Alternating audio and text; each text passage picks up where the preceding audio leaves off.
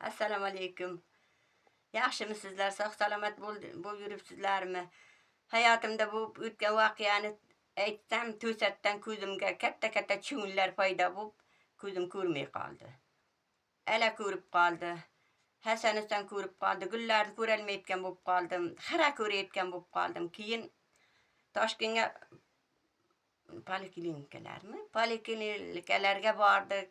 3 tasini birdan rasmlarga tushirib berdi. Ko'zingiz orqasida shilliq pardasi yirtilgan, birida 6 millimetr santimetr, birida 5 millimetr santimetr deydim. Ishqib shunday yirtiq ekan. Achkalar tushmadi. Doktorxonalardan juda xafa bo'lib chiqdim. 5 yillar ko'ratda, 5 yildan keyin ko'rmay qoladi degan gaplarni gapirdi. Keldim, yig'lab siqtab xafa bo'lib Toshkentga qizimnikiga.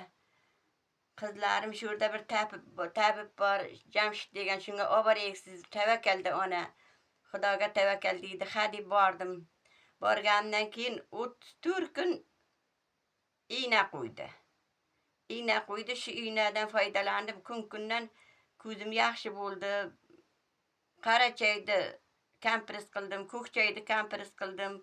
Momiya ichdim, momiyadan kompres qildim. Har kuni 34 kun Jamshidga borib igna olaydim.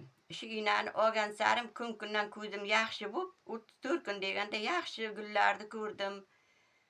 Odamlarni yaxshi taniyotgan bo'ldim. Xudoga shukr, alhamdulillah yaxshi bo'ldi. Bir sabab qildi Alloh taolo. Baraka topsin Jamshid.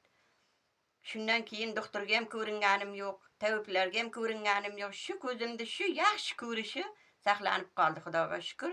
Ko'rib yuribman, hamma joyga o'zim qidirib kelaman, o'zim yuraman, o'zim boraman, o'xshamam, kunduzi ham.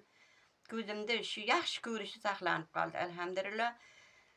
Baraka topsin, ko'p yashasin Jamshid, umriga umr qo'shsin, balalarning huzurini ko'rsin. Xudoyim bir sabab qildi, alhamdulillah yaxshiman. Igna ong narsalarim, ignani ixlos bilan olsangiz, hamma narsani ixlosi bilan Alloh taolo berar ekan, berdi menga, Xudoga shukr.